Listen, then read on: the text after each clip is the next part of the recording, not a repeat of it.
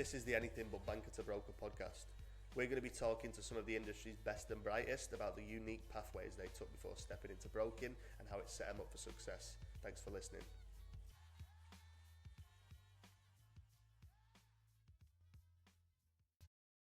Hi everyone, I've got Emma Reiterer joining me today. She had a really interesting career before she stepped into broking.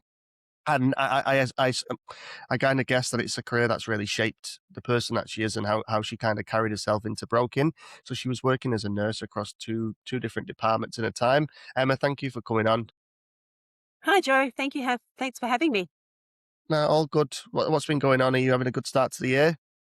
I am. I've actually been really busy. So it's nice to sort of turn off the computer for a minute and do this, but I'll be straight back into it when I'm finished.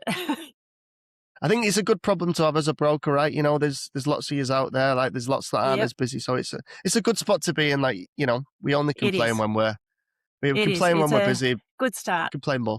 It's a good start. But before we get into anything and talking about you, I always like to start, you know, I guess what it was like when you were growing up, what your parents did and where you got your background from. So yeah, would you be kind to talk through that, please? Sure. So I am a Bayside girl. I've grown up in, my mum's in Hyatt and she's still in Hyatt, and I've grown up in Bayside around sort of Sandringham and Hyatt and Beaumaris my whole life, and went to school around here, and I still live around here. So, my parents, they got divorced when I was 9. So my mum moved from Sandringham to Hyatt, and she still lives in the same house. So she raised me and my sister, who was 3 years younger than me, and she worked in retail very hard to pay her mortgage, and wasn't supported at the time from my father. He moved interstate and didn't feel it was his responsibility to raise us. So she did everything, and she did an amazing job. That's a story I know that's a story I know too well for myself. She worked very hard. Sides. Yep. And she is still there for me every day. She was messaging me just before to say, do you mind if we go away for Christmas? I said, it's okay, go. She's 80 now, so she can go away for Christmas if she needs to. If she's going to go on a cruise around New Zealand. So she's amazing and has always been a very big support for me right through, of course. So, yeah, growing up around this area, it's called a Bayside bubble. Lots of people know everybody. It's a lot of people who live here sort of might move out for a little while, which I did. I moved out into Fitzroy as a 20-something and then moved back. But, yeah, growing up around here with my mum and my sister and I, it was a very good place for growing up. It was pretty safe in the scheme of the world. And we did pretty well. I went to high school here, then I went off to university. And in my first year of nursing, my sister, I looked at her leg one day and went, oh, that mole doesn't look right. So I suggested she go to the doctor and have her mole on her leg checked, which actually came back as melanoma. She was only 18. Jesus. So, yeah, that started a very big cancer experience for me, my mum, my sister, and all of our friends and family around us. So she had a big surgery to remove that, as a big chunk of her leg removed at 18. But recovered quite well from that and was pretty independent and living her own life, and had moved out of home. But when she got to about the 5-year mark, it had recurred. And that was a time that I was about to get married at the time. And we'd sort of thought, 5 years, all clear, she's great. And then she wasn't. So, that made her, she was about 23 when it came back. And we knew that the prognosis at that time wasn't great. And now treatments for melanoma have come so far that was in the late 90s. So there were some treatments and they did more surgery, but they weren't able to cure her disease. Sorry to hear that. So, yeah, she passed January 2000. So when everyone asks me, "Oh, what did you do for that change from 99 to 2000 new year? What were you doing? Were you out partying?" It's like, no, that's when we were sitting at home waiting for my sister to die. Jesus. Yeah, it was a big, big event in our life. So I guess that was a bit of a, and in those years, I had gone from my nursing as my degree at university. I went to La Trobe University, and so I was at the Abbotsford Convent for my um, my studies. At that time, La Trobe University was it had leased Abbotsford Convent to do all of its lectures and had a lot of the health sciences in there, which is if you go there now, the Is it Abbotsford a Convent's farm? full of, yeah, there's a farm at Yeah. the end, the Collingwood Children's Farm, but it's also Yeah, full of yeah. bars and beautiful places to go and eat. I actually went there on the weekend, and it's got artists in residence. It's a beautiful old building, and I highly recommend popping in for a visit. But yeah, I went there for my nursing degree, and then got a job at the Alfred pretty quickly when I finished for my graduate year. Did a bit of mixed nursing as a graduate, and then got a job um, in a respiratory ward, and then doing some lung transplants and things like this. And that was a couple of years. Then did a few different nursing jobs, and by the time my sister became sick, I landed a Monday to Friday role in the radiotherapy department at the Alfred. Um, that they were amazingly supportive of me having some time off to care for my sister because we were able to look after her at home. And having had experience on one of the wards in cancer nursing, I did have the knowledge to be able to care for her at home, um, which between me and the family, I ran everything. I ran the drugs. I did what I needed to do to look after her and make sure she was comfortable at home. Um, yeah, but during that Which time, if you're doing that yeah, at work and you're doing that at home, like that must have been tough. Like I'm sorry you had to go through something like that. yeah, It's yeah, it obviously was had a big impact on who you are today. yeah, But yeah, yeah. It's, I think the loss of a sibling and the loss of a younger person in anyone's life is not something that people, it's hard to understand. Um, and I guess, yeah, for my mum to lose a child and yeah, to lose a sibling, it's different to losing an elderly person in the family. But it also is different to losing someone suddenly. So grief sort of, yeah, still sits with everybody. But yeah, I agree. Yeah, yeah. It's no matter the age of the person, no matter how it goes, it's always one of those things where it's never really you never really yeah, stop grieving. I don't think, and I know this from my personal experiences. You just learn to appreciate and learn to deal with and cope with more than you learn to get over. You know what I mean? There's no such thing as getting yeah, over or no, yeah, no. But you do learn to move forward, and you do learn how to keep going because correct, everyone has to still be happy. You still have to find happy in every day. And I think it does make you value that happy as well. Um, and realize, yeah, just how lucky those of us who live to be older, how lucky we are. So that's sort of, correct. yeah, And I where noticed, I like come back I and sit. lost, I lost my mum. My partner lost hers. You know, similar ages, and now we have a daughter. You know what I mean? So it's like that loss is channeled into Yeah. somebody who we both love So, and both created, which is beautiful. You know? yeah. Yeah. And I guess there were so many happy times even when she was unwell. And I do value that time and the ability that, in so many ways, it was a gift that I was able to care for her at home. Um, and we were all able to be at home in a quiet home environment for her to pass in. Um, I I for us, that worked much better than a hospital environment. And in those years leading up to her passing, I had met my husband, and we had bought a house and renovated a house, and then we got married. And so she was a bridesmaid, and we'd had a holiday to Thailand together, and we'd taken my sister with us. So we'd all had a good time for a few weeks in Thailand. Um, so we tried to, yeah, make those years that we knew something might not go to plan. Yeah, we knew that she was probably going to die from her disease.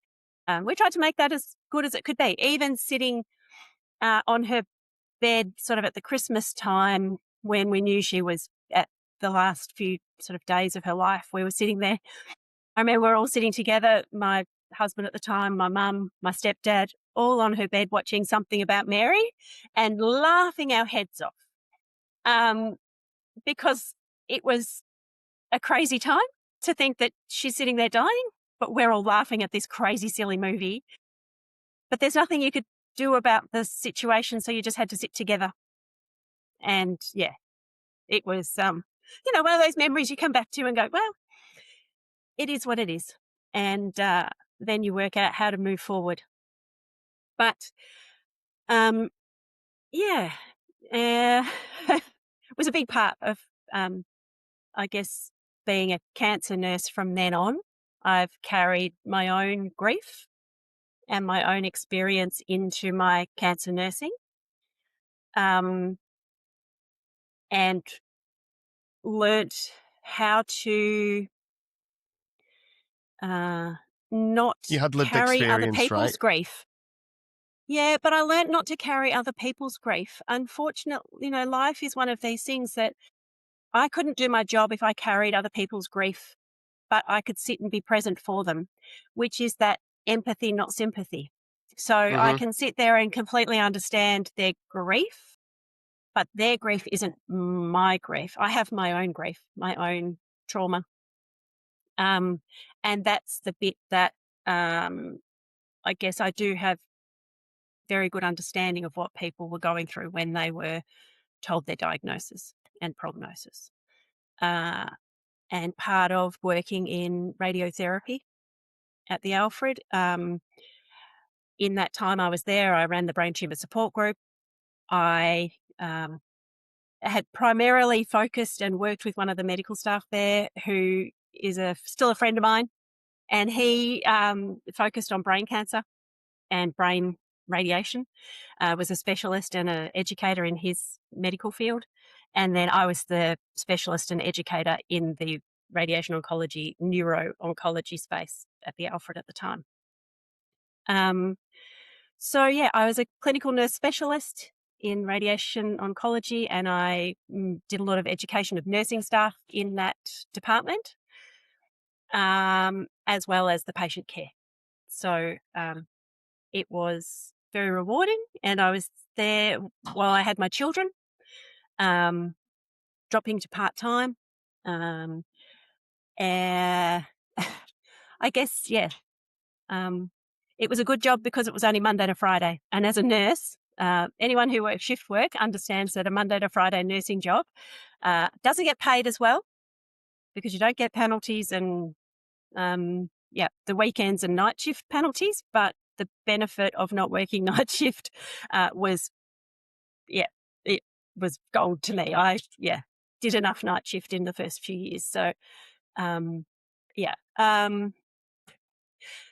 In that time, I had bought my house. So I had an apartment in Fitzroy, moved out of the bubble, and that was a warehouse apartment. So it was very cool in the 90s to have a warehouse apartment that we built. Still cool now. Yeah, it's still cool. Absolutely, it's cool. I sort of looked at it and went, "Oh, it's a bit flash dance," showing my age, but it was a cool thing to do, and it was a great apartment that we built. And then my now ex-husband at the time was a policeman, but he changed from being a policeman to moved into construction, and the construction business needed funding. So there was some of his family and my property that we put up to secure the lending that was needed for that business. And when my daughter was, when I was pregnant, I was 7 months pregnant, the business actually went into liquidation. So I had to walk up Brunswick Street looking for a real estate agent to sell my funky warehouse apartment because the bank needed their money. And that was a pretty tough time. So that was only sort of less than 2 years after my sister died. So I always figured I had signed the papers, so I was responsible. I needed to sell the house. That's how it was. I knew the risk when I signed the papers, but when it got to that point, it was pretty difficult. So um, when I came home from hospital with my baby girl, that first day, I had to go out of my warehouse apartment because there was a open for inspection,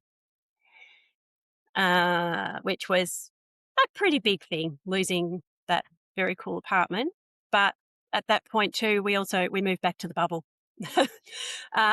When life turns to shit, you go home. That's yeah. So that's what we did. We came home. We rented. We had a little house just in Sandringham, and had another baby, and tried to work our way out of the financial disaster we were in.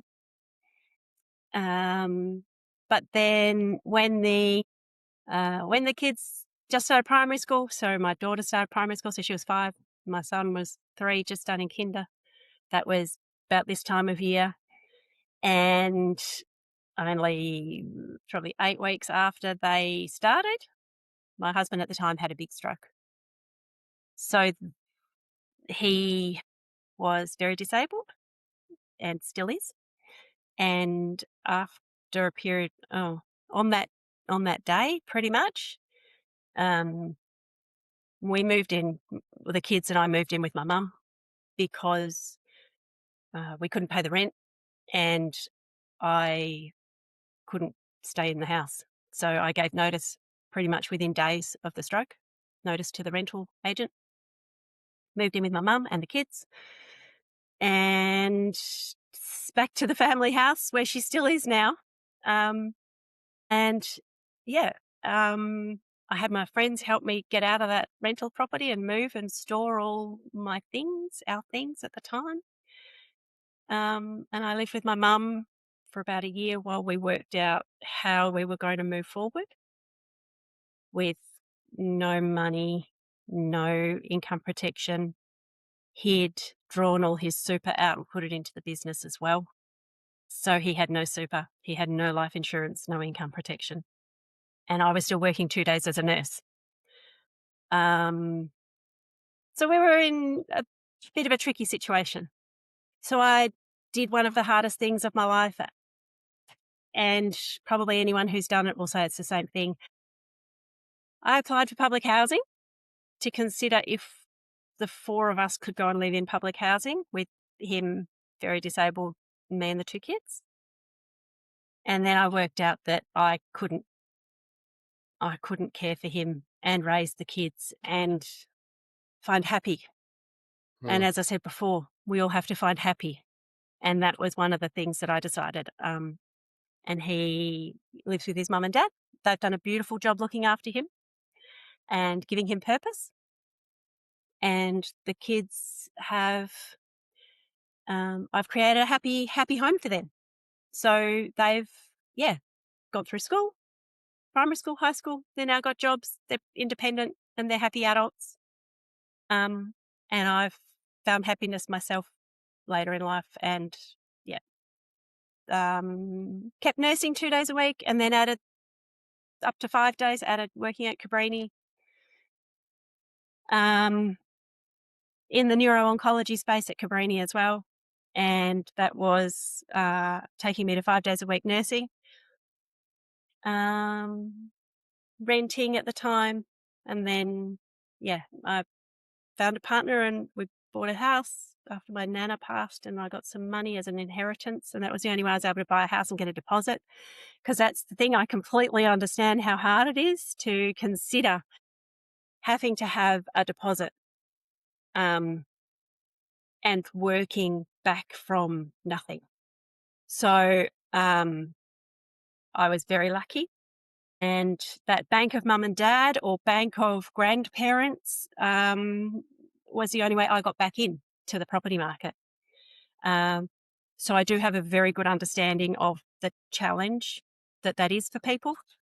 Um, and, single women and the challenge of surviving on your own and working hard to pay your bills and manage your bills and look after a rental property on your own. It's hard. So look, I've got a lot of life experience that, um, I think holds me in good stead now and has taught me resilience. uh, you, you have to keep moving forward, and hard times come and go. Um, and we all get sent hard times. Everyone gets different hard times. I've had enough. Uh, I think so. Yeah, I that's think fair I've to had say. more than a lot of other people, but I think I've had enough at this point. I'm looking for all the easy times from here on. Um, but yeah, I got to a point where, um, I guess COVID came, and I, had been nursing a very long time at that stage and had been thinking about what else would I do if I wasn't nursing. And I'd spoken to other nurses about it. You sort of get to, let's say, late 30s, early 40s, and you're thinking, is this my only career that I'm going to have in my life? And if I'm going to do something else, what will it be? Um, because, there's so much talk in the media these days about, I don't know, the Gen Zs or the younger generation, and even, teachers talking about my kids and the fact that they'll probably have 6 different careers through their life, not just one nurse beginning to end. So I started going, well, what else am I going to do? And I didn't know. So I kept just nursing, working, paying off a mortgage, um, supporting the kids at school, getting life done. And then COVID came, and I think that made a big change to everybody. So we had a little holiday where we escaped Melbourne and got to Queensland. And it was in COVID when it was just before. So they were making red zones. So if you'd been to a red zone, you had to isolate when you came home. Or if you'd been through a red zone, so we'd flown into Brisbane the day it became a red zone. We got out of Brisbane and we got a test and we were allowed to be where we were. Um, and then we had to come home. And so I'm sitting at the airport in Brisbane, bawling my eyes out, sobbing with the thought of having to return to my nursing jobs. Absolutely could not face going back, but I had to. I wasn't in a position I could quit work. So my now husband, he said, well, what do you want to do? What are you going to do? And we got on the plane and I'm sobbing on the plane. He's ordered me a glass of wine and I'm like, what? And I didn't know. But in the next few months, I worked hard at trying to figure out what interests me. I looked at creative parts. Would I go and do something creative like art? I love glass blowing stuff, but I can't make money on that really. I don't think I can pay a wage to myself easily doing that. That takes, but I am doing a course, so it's coming. Um, but then he, in a conversation, said, "What about conveyancing?" He is a financial planner, so he was sort of thinking in his area that he knows. And then he said, "Well, what about mortgage broking?" And at that point in time, we had bought a little investment property. So I had understood the process of using equity. Hmm. and negative gearing, and had understood that process um, in doing that. So I went, maybe I should look at that. And so I did sign up for the Certificate 4 of mortgage broking, which I completed and enjoyed and thought, oh, this is good. So I hadn't really gone into it knowing the full breadth of what I was getting into, or with the idea that I needed to create a business, I guess, at the time. I went into it with this is interesting, let's see where it goes. And I was very well supported. So then I started the diploma and found a mentor who is still in my life. He's a friend of mine, and he still is on the phone anytime if I call. So I started working. Took some leave from nursing, from one of my nursing jobs. Took some long service leave, and started doing the diploma and doing some work, and got to a point where I had to commit. So I resigned from one of my nursing jobs, and it was sort of a bit of a time where it didn't go down very well that I resigned. With some people, and probably other people were happy that I was doing something else. I don't know. So I resigned from one of my jobs and kept one part time, and that was how I did the first sort of 18 months of my broking. It was part time. Um, Learning how to be a broker, how to write loans, how to research lenders, how to do the online applications. There's a lot to learn. How to read pay slips, all sorts of ins and outs. And then I got to a point where I needed to quit my second nursing job, and full-time broking it is. And now that's a couple of years ago, and I'm still broking. And interesting, I've actually had a lot of my girlfriends all around a similar age come up and do something different as well.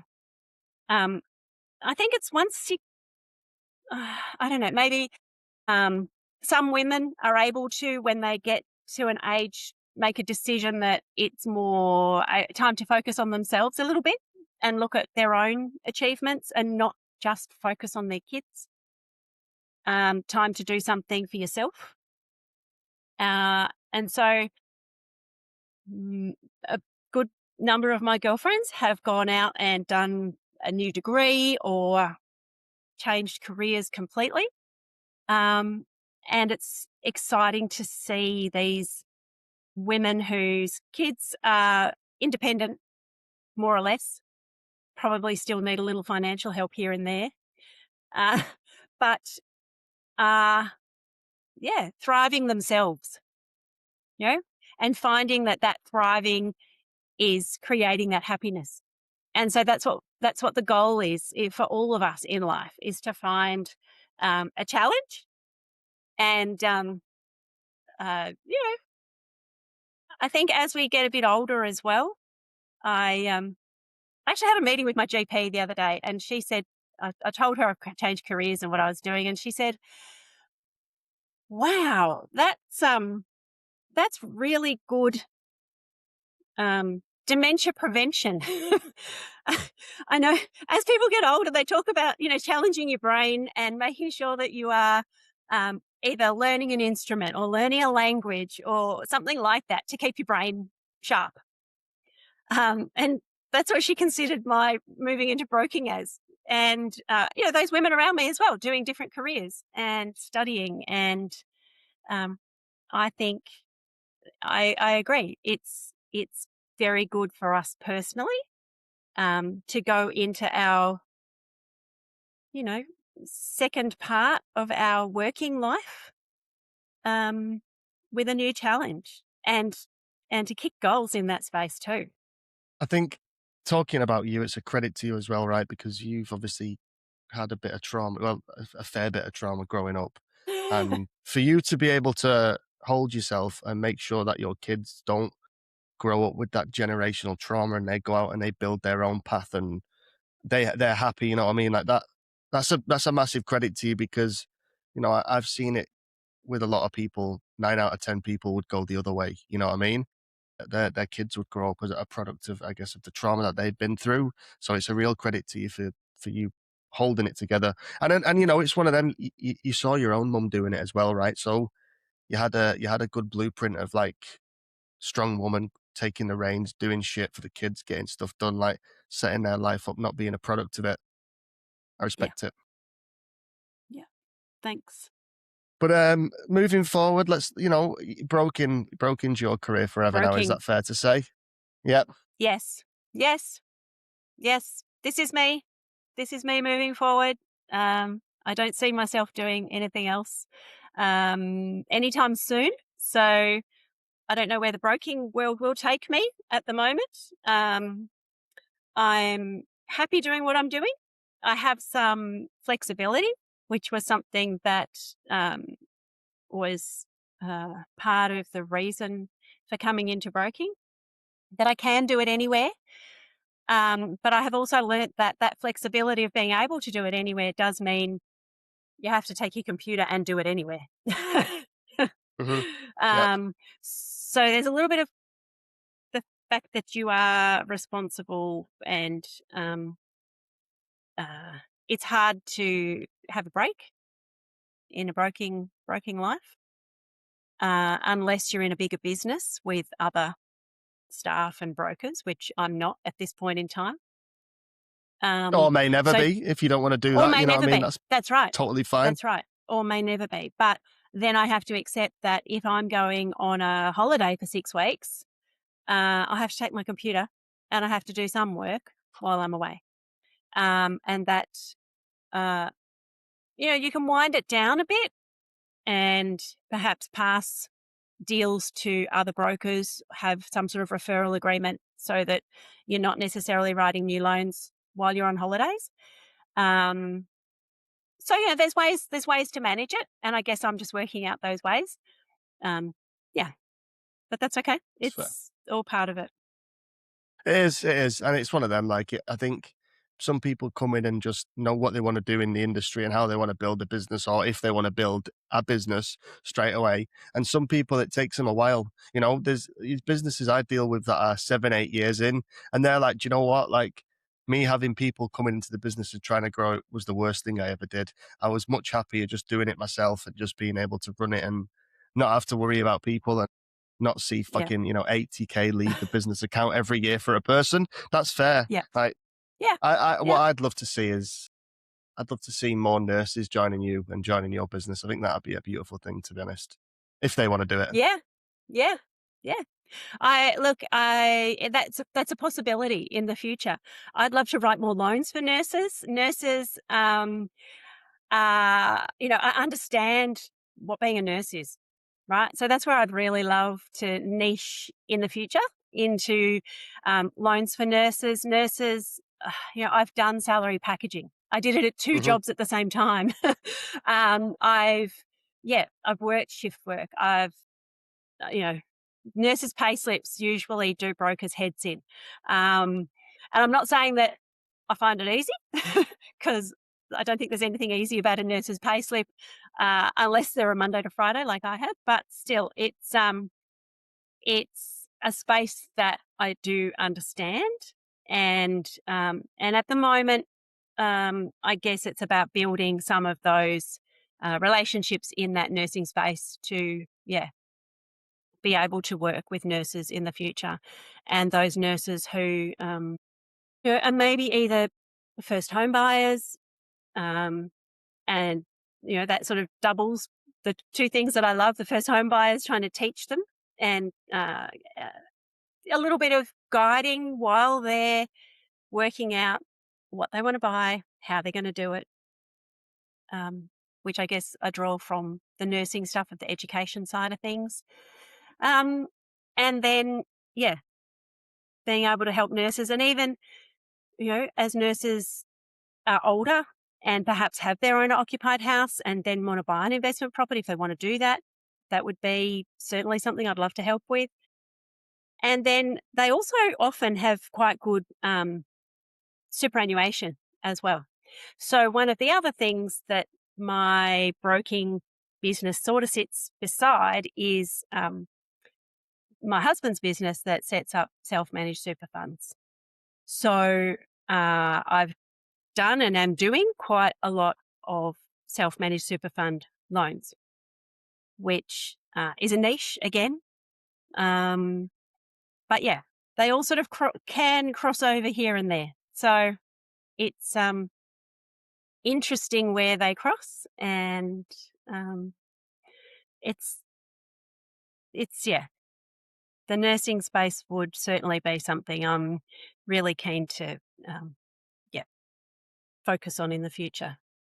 It is one of them, right? Like you've got instant credibility and understanding. As much as I love the broker space and I put so much time into learning and making sure I'm becoming, I don't like the word expert, like a specialist in it. I've still never Mhm. done it. Do you know what I mean? I've still never done the job. So I can sit in a broker's office and work there for 2 weeks or whatever, but I've still never done the job. Whereas you've actually been a nurse, so you've got instant credibility with that niche and that area that you could specialize in. You know. Yeah, yeah. It's yeah, it's uh yeah, nurses have certain things that they talk about, and I still have nurse friends, and I actually did a loan the other day for one of my nurse friends for her son to get him into his first home. So, that's how long we've been friends. And he is now living in his own apartment that he wanted to buy. And, that's sort of like the full circle, right? It's mum and I are still friends, and I've helped the son into his first house. And I, that's gold to me. That's, yeah, it's really good.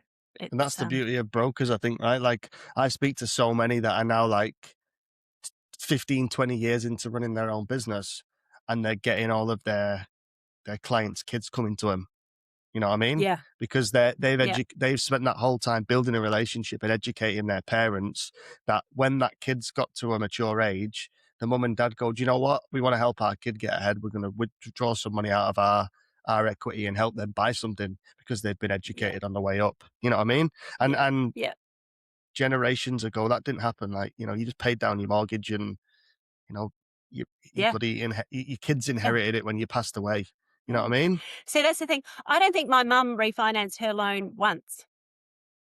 She had a mortgage from when we moved into the house and she was first there on her own, and all she did was pay down that mortgage. I don't think she refinanced. I think it was the 80s, so she was very, very lucky to have got a fixed loan. So she didn't end up at 17, 18%. So she was very appreciative of luck. It wasn't her knowledge that saved her in that space, and she knows that.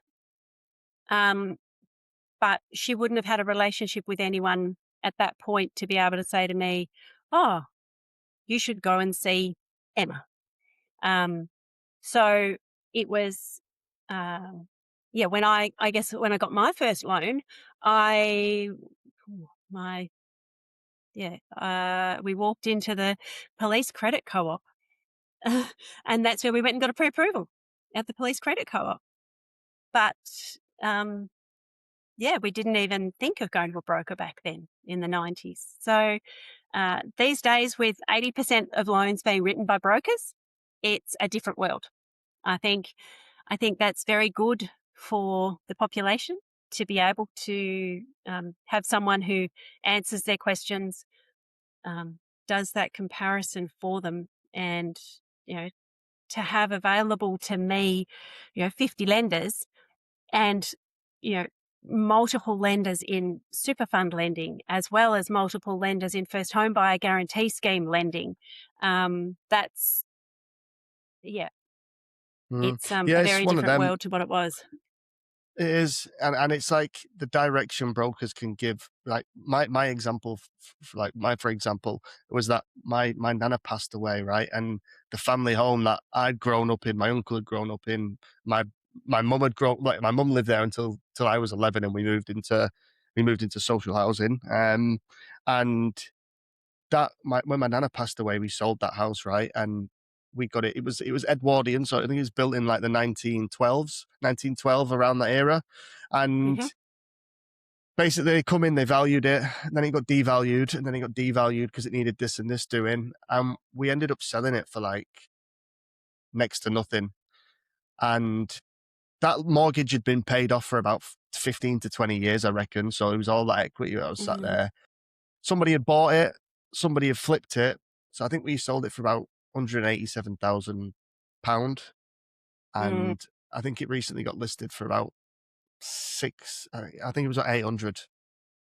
Wow. £800,000. So Mm. somebody, and what I'm saying there is like, had I have known what we could have potentially done with the equity that was sat in the property, we could have drawn that, fixed the place up, done it up, and sold it ourselves. And you know what the worst thing about it was? This is one that will make sense to you. We're right round the corner from the biggest hospital in my city in Salford. So they've just turned it into basically like a student nurse's home. Every room's got an ensuite in it, and they flipped it for Wow. so much money. And that could have Yeah. been, that could have been my nest egg that helps me buy over here and helps me get set up. But because I Mhm. didn't know anything about it and I didn't have anyone to lean on, like a broker, you Mhm. just do what seems easy, don't you? You just do Yeah. what seems logical, or what yeah.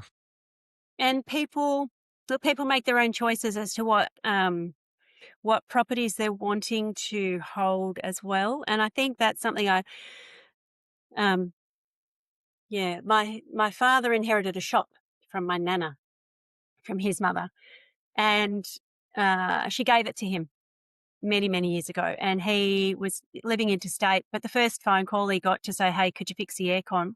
You're the landlord." He's like, "Oh, stuff this. This is too hard. I don't want to own a shop." And he sold it on the spot, gone. And that money disappeared very quickly. He, you know, liked a drink and a ciggy, and that money pretty much disappeared very, very quickly. Yeah. So um, I look at that and go, "Oh, I drive past that shop." I was actually speaking to my girlfriends about it the other day, going, "Oh, there's that shop I could have owned. I could have inherited that shop. Would have been handy." But that's life, right? Um, Hmm. and yeah, You got to learn from the he mistakes, right? he Like I he know now. wasn't happy being a landlord.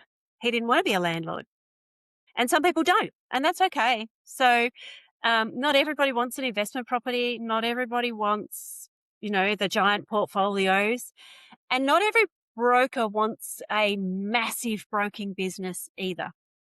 So I guess that's something that I'm conscious of when I hear other brokers talking about how giant and scale and how many staff they want and how big they want to get. And they all want to do it, they talk about doing it quickly. And I guess at this point in my life, I'm coming into broking not to kill myself. I don't plan to work all weekend or, midnight nights, but I plan to work hard. Um, yeah. So I still have to grow my business further. And I do still, I'm working on my social media and, I just got some new headshots done. You've got to present yourself still. So it's part of that business building that now I really need to be focusing on and double down on some of my marketing and the the business growth side of things is probably where I need to be focusing more of my attention at this point in time. Fair. I think it's one of them, right? Until you're broken and you've got no more time left, I think don't hire until that point comes. You know what I mean? Yeah, That's the way I yeah. see it. That's the way I see it being right. And I'm in that scenario myself. Like, I want to hire somebody offshore to help me with sourcing, which is, finding people's profiles, engaging them, and then I'll have an interview with them and I'll actually meet them and have a coffee or whatever it is. But at the moment, I don't need someone to do that because I can do it myself. Mm, And if I bring somebody into the business now, one side of it is, yeah, it might help me 2x or 3x it and blah, blah, blah. But it also means I've got to train someone up and teach them and invest time in them. And it's like, I've got a good thing going myself right now with knowing where everyone is and, filling the roles that I've got. So it's like, if I, is what I'm trying to say is, I guess, is I get it. Like, I'm focusing more like you are on the social media and doing that stuff that's building my brand and the presence. But I think whatever happens is what happens. You know what I mean? I'm not trying to say like I want to build a huge business now. Like, it doesn't have to be that. Yeah, yeah. So I'm looking into the photographer that did my headshots the other day. I'm going to use him again for some social media images in the next few weeks, and start trying to work on my socials. And you can watch this space at Lending with Emma on my Instagram. So let's see where that I'm gonna goes. add you.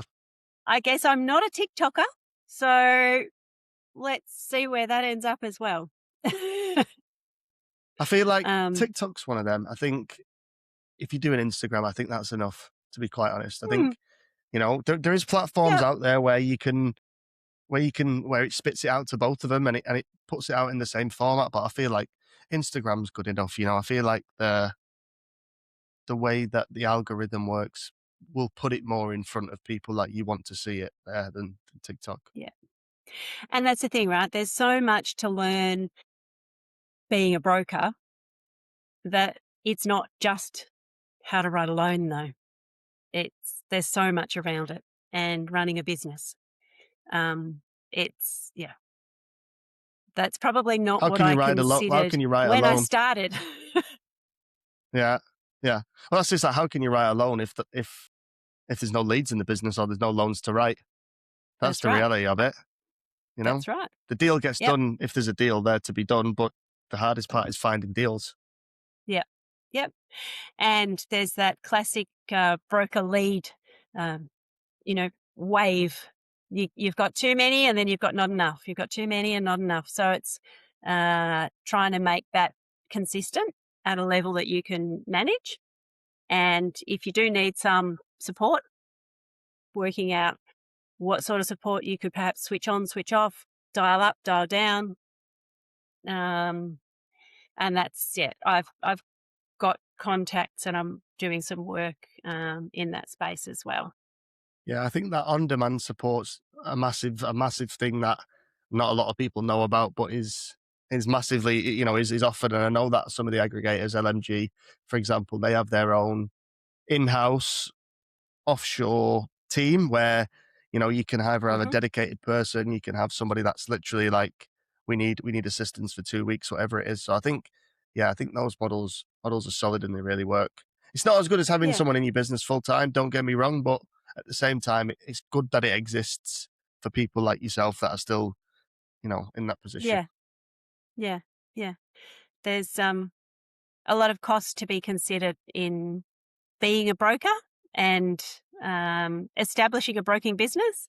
There's a lot of cost that people need to consider as they start up, and then, yeah, to manage going forward. Um, yeah, something I probably well didn't know well as much about when I started, but figured out fairly quickly.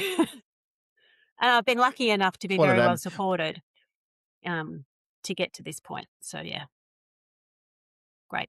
To wrap it up, is there what advice would you give to somebody? Hopefully, it's somebody who was in a position like what you were doing, right? Who's at a career change and wants to become a broker. Like, what advice would you give them, having literally what you just said, gone through what you've gone through, and learned a lot of stuff that you probably didn't know? What advice would you give that person? I think to find the right supports to surround yourself with, as in a mentor who can help you with um, the broking side of learning to be a broker, and also a mentor who can help you with the business side of growing a business, which includes the marketing, um, the business growth, and setting that up as well. I think um, having that right person or people, team around you to support you across setting up your broking business, not necessarily just some people start as a lone writer or they go into a business and learn it working for others. I think that's not a bad way to do it. I guess I missed that, and somewhere I think, oh, I've missed some learning in doing that, but I've worked it out as well, and I guess I've been supported while I've worked it out. So I've been lucky. Um, yeah, I've been well supported while I've worked it out too. So yeah, if someone's coming in, I think there's a few ways to come into broking as well, but to find the right mentor or business to come into or align yourself with. And I've joined Nectar Mortgages, and I'm branded as Nectar Mortgages. And Nectar is a boutique aggregator who have amazing support from some social media support and business support and mentors. Um, I've found that Nectar has been excellent for me, and that's that's what I'm still branded as Nectar Mortgages. So people who are looking for me can find me at Emma Reiterer at Nectar Mortgages. It's it's there's always someone to ask a question. If for some reason my mentor wasn't available, I've got, I already know that there's, 5 or 6 other people I could call. And there's a group chat that we can all put questions into if you don't want to just put it into quickly. You can put it to the team of brokers across Australia. So if you've got questions about Queensland or New South Wales, there's someone up there who can help, or Western Australia. There's always someone to call. So I've found that to be a great way to build and feel supported in what I'm doing when maybe I'm sitting at home on my own, broking from home. I still do feel that I've got people I could call if I need to. Yeah, shout out to everyone at Nectar. Obviously, good people who I have a really good relationship with. And I think Hmm. if it was me looking at being a broker, I think there's only one business I'd go to, and it's there, because everyone has been so kind with their time with me. Like when I was first starting this business, everyone in Nectar was very kind with their time and giving me the lay of the land and wishing me best, and they weren't getting anything back from it. So yeah, I got a lot of time for everyone there. Emma, thank you for coming on and sharing your story. It's a very unique, very interesting, like, Yeah. story that you've got, and I appreciate you being so raw with it as well and sharing it, because it's important. At the end of the day, like, brokers are people, and I think that's what resonates so Yeah. much with. And that's why 80% of them are writing loans. I think because there's a human connection there that probably Yeah. don't get elsewhere. Um, Yeah. from really early on. So thank you for that. It's been a pleasure, Joe. Thank you for listening. And I hope others can Thank you. get something out of hearing my story. And if, yeah, if people need to get in touch or want to talk to me, um, yeah, I'm sure that they'll find me. Lending with Emma. Lending with Emma or Nectar Mortgages Emma Lending, Reiterer. My lending with name Emma. is across this. So if you Google me, you will find me. There's the Google reviews are there. It's all happening.